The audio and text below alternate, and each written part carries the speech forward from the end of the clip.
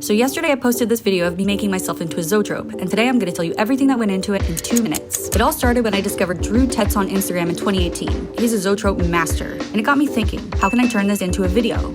I've done a lot of different versions of this effect, with drones, with props, with different people, but I always wanted to try it with digital 360 camera movement. To set up the scene, I got my measuring tape, my golf tees, and my 360 camera on a tripod.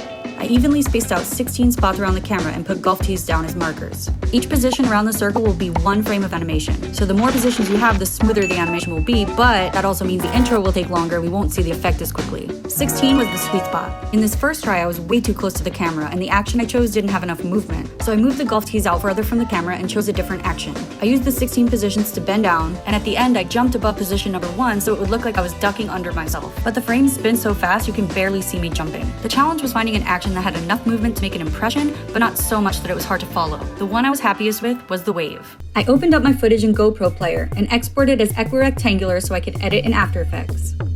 I played through the clip and duplicated it each time I landed in a new position. Then I added freeze frames to the beginning of each clip and cut myself out. I pre-comped everything and then added reframe to the main composition so I could see how it was looking.